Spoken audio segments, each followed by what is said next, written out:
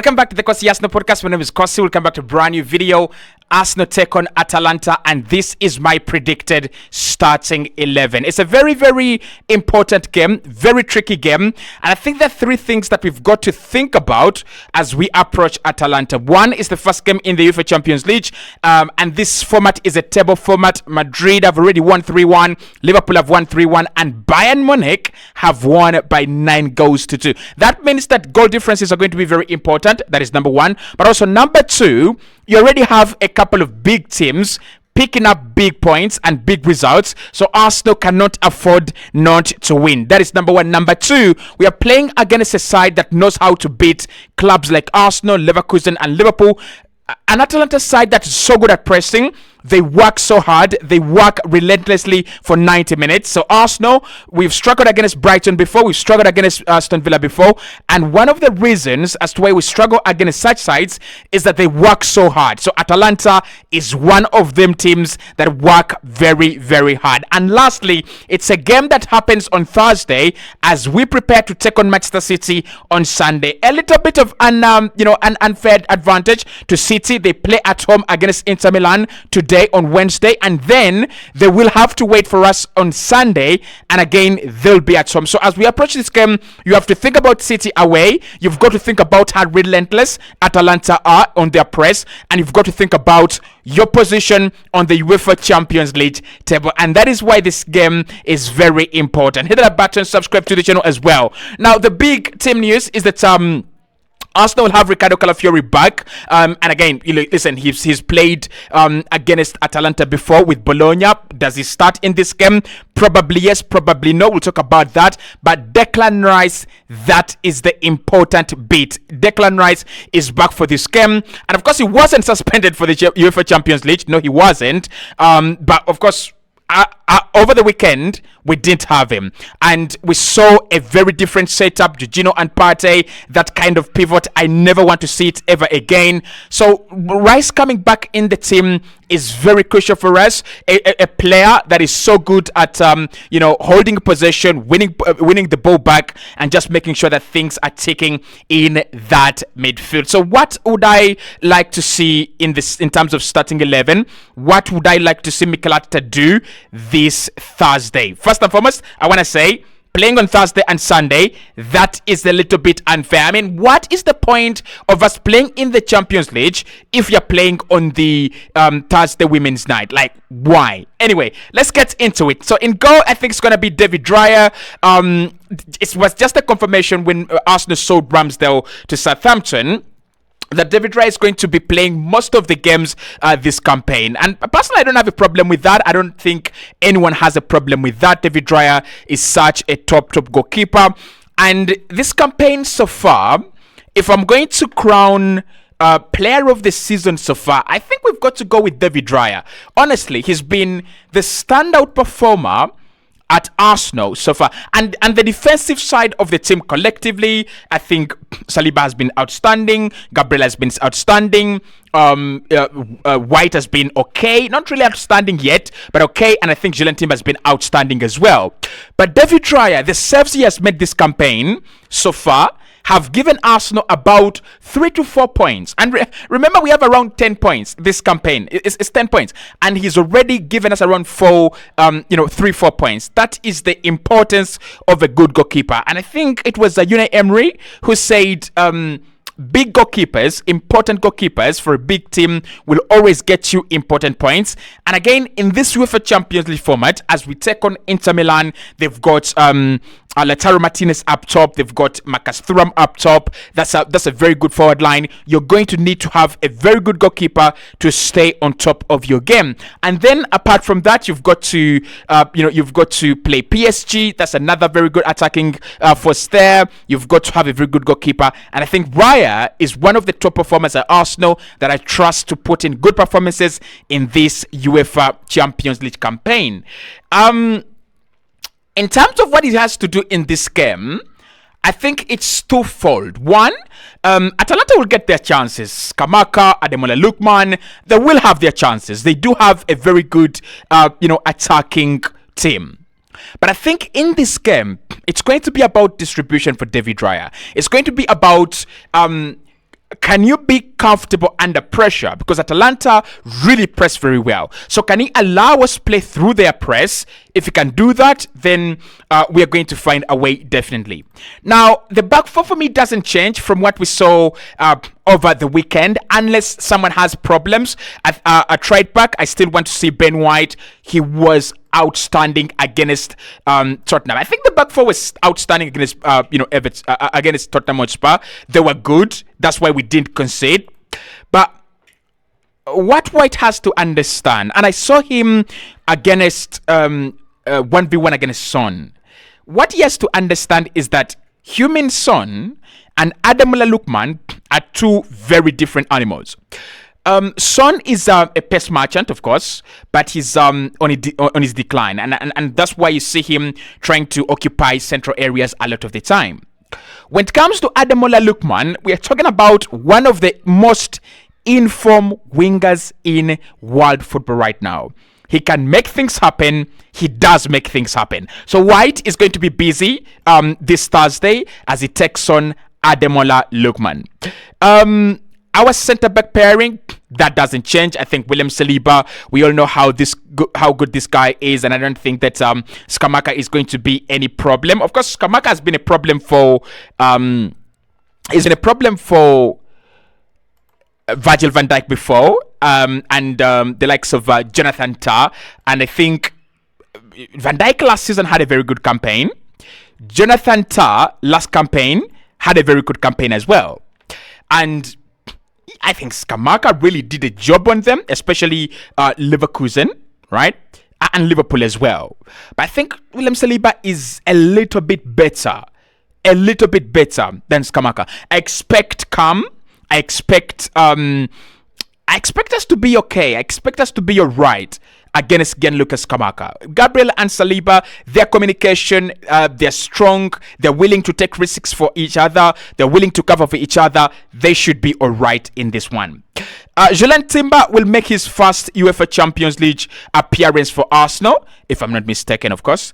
And of course, he'll be playing at left back. I doubt that Mikel is going to play Ricardo Calafiori or Alexander Zinchenko in this game. It's going to be Julian Timber.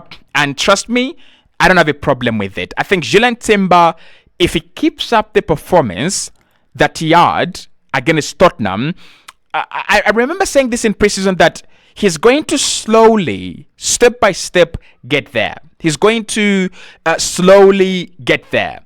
And that's what we are seeing. Against Spurs, I mean, I tell you, Brennan Johnson is not the quality winger that I read that much. Not even Dejan Kulusevski, not even Timo Werner. But I think Timber was outstanding against Spurs. So that should be the back four. And that back four should be all right. I mean, we might concede one. I'm not saying that all games you must not concede, even if we concede one. But if we concede one and score two, I think with that back line, we win this game. Now, the conversation continues in midfield. I've gone with three in midfield. You can see the spaces there. And I think we have two rest-assured starters, right? Rice and Partey. But who completes that midfield? I have a dream, and that dream is Ethan Nwaneri. I want to see Ethan Nwaneri play alongside Rice and alongside Partey in a midfield three, but not in this game. And the reason as to why I'm not going with Ethan Nwaneri in this game is it's so important, guys. This game is very important. We are a little bit unfortunate, and this is why we are unfortunate. We have Atalanta, which anyone on paper would say Arsenal should win, but it's not an easy game without players like Odegaard.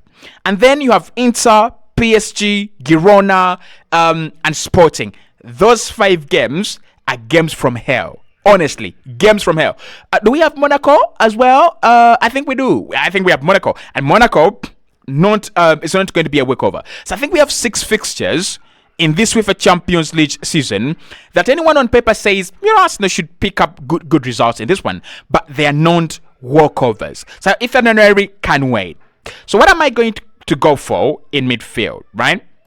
Let's go with Thomas Partey. I know how much people love Partey on this channel, and I wouldn't dare even annoy you. So Partey in that single midfield pivot. I think with Declan Rice back, we can trust Partey to have that single midfield, metronome role, and then Rice and one another midfielder could actually do the attacking bit.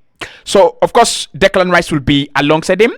And why I like Declan Rice very much this without Odegaard in the team is Rice just allows you to have,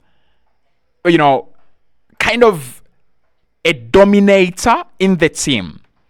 He's huge. He's it's kind of amplified as a person, physicality, pace and everything. So you've got a guy that wins the ball back quickly, Lodri for Man City in this case, and then you've got a guy that dribbles and progresses the ball. Again, for Manchester City, you'd compare him to Kovacic in this case. That's why it's very important without Odegaard. And I've said this before. Without Odegaard, Declan Rice is going to become the primary ball progressor. That is what he becomes. The primary ball progressor for us, right? So I've gone with Partey and Rice, and I think that should be okay. Now, who completes this midfield? I mean, we don't have so many options. I'm going to go with Leandro Trossard. I don't think he had a good game, by the way, against Spurs. I've seen a few people say he had a good game. The only reason that's why I would say he had a good game is because he doesn't play there naturally. Like, he doesn't have to. And he played there, and he had a good game. Like, by standards of replacing Odegaard, he was okay. Okay, so I've gone with that, right? I've gone with that. Trossard, Rice, and Partey. Up top, I don't think we have so many debates. It's me who has debates. I don't think Mikel Arteta has debates. I'm going to tell you Mikel Arteta's front three: Martinelli, Havertz, Saka. It just bothers me that that front three is wicked, dreadful, sick, not good enough. And I think 10 games into the campaign, we are going to change that starting front three. It will change. So let's go with the obvious, right? Let's start off with the obvious. Saka to start is going to be very key. He's going to be very, very key for us. I don't know how to I don't know how to express how key he is for us, but he's going to be very key for us in this game. Obviously, Kai Havertz, there are no questions on the guy that you want to start up top. I saw Gyökeres yesterday scoring a stunner, but we have Kai Havertz. There's nothing to do.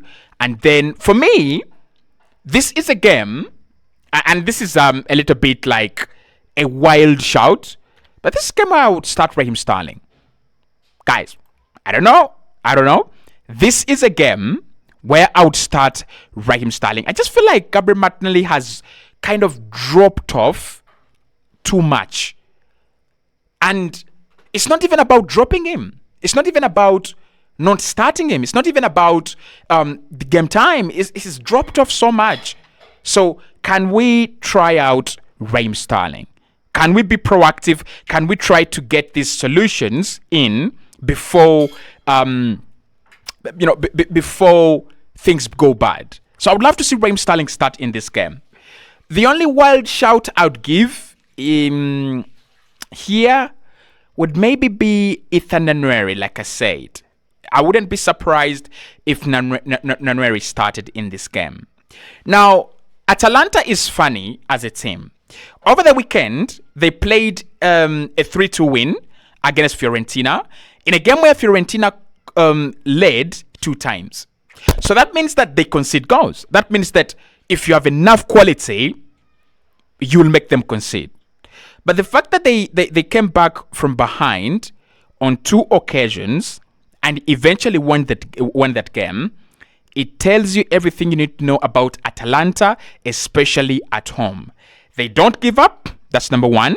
They've got the quality to punish. That's number 2. And the kilometers they cover per 90 need to be investigated. Someone need to look into their squad and ask the question, how are they running this hard, right? So how do you beat them? I think it's easy with the lineup we put forward. I saw Liverpool try to expose them on the break.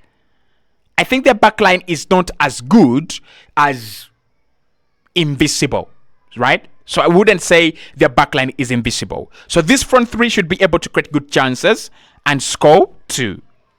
But the way you beat Atalanta is, I think it's in two ways. One, you're too better, too much for them, like the likes of Inter Milans of this world.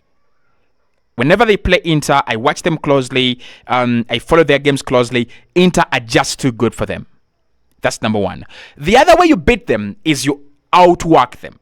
Now, outworking a team like Atalanta, it can happen. It's rare. It's really, really rare.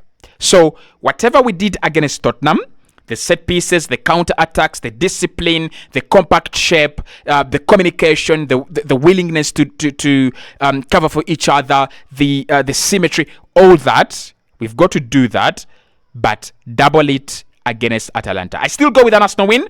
I'm going to go with 3 goals to 2. Right, 3 goals to 2. I think Atalanta will be very good. They will score, but we might just be better, just slightly better.